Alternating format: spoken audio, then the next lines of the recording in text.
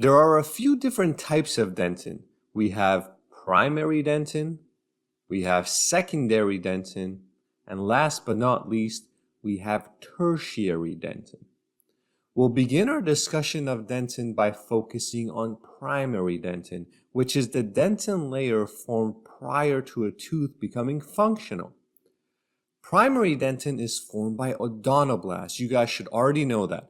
And from the histological zones of the pulp section of the video, you should remember that odontoblasts are located in zone 1, right subjacent to the dentin. So it makes sense that they produce dentin.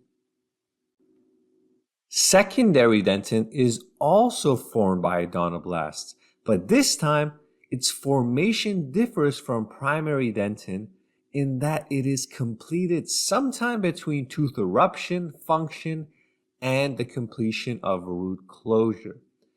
And just to reiterate, secondary dentin is the layer directly underneath primary dentin, but it's still superficial to the predentin layer.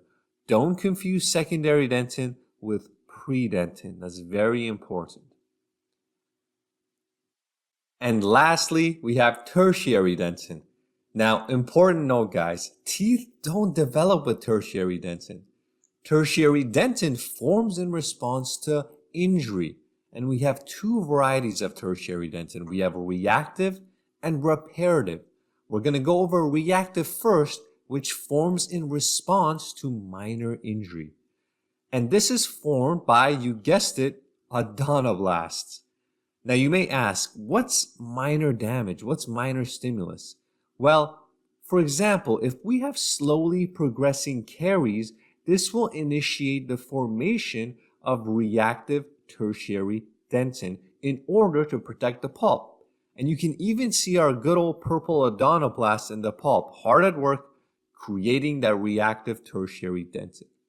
So in summary, we have a mild stimulus which activates the odontoblast in the region to create dentin in a process called reactive dentinogenesis.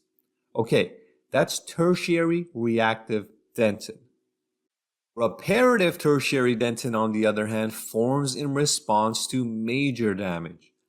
Now, the two processes are very similar, but one thing that makes reparative tertiary dentin stand out is that it is formed by odontoblast-like cells, which are derived from mesenchymal cells. Since the injury or stimulus is seen as more serious, the tooth actually decides to recruit nearby mesenchymal cells to become odontoblast-like cells so they can quickly put up a protective barrier that is the tertiary dentin. So again, you may ask, what's an example of an intense injury or stimulus that could trigger all of this? And the example is rapidly progressing caries, which causes the formation of reparative dentin, again, to protect the pulp.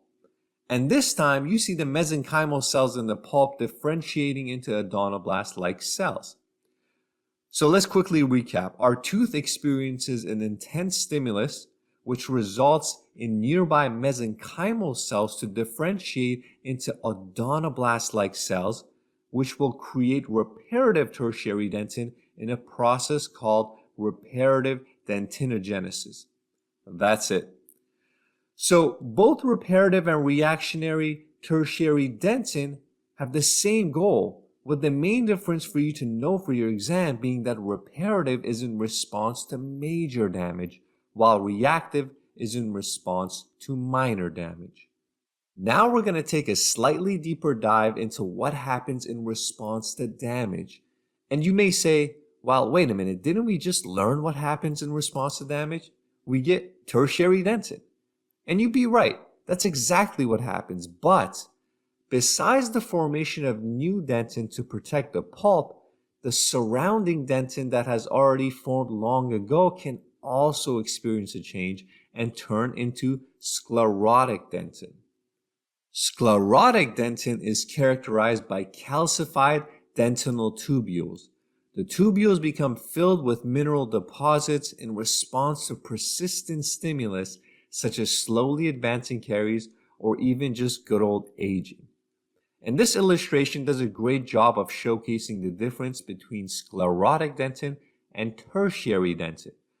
You can see the tertiary dentin as the dark brown dentin that seems to be in the pulp chamber.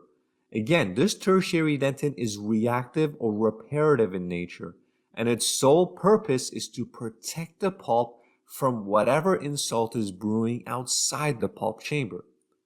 Sclerotic dentin, which you see as the slightly lighter brown dentin on the illustration, is not new dentin. It's just the same dentin that was there before, but the tubules have become calcified, again as a protective mechanism.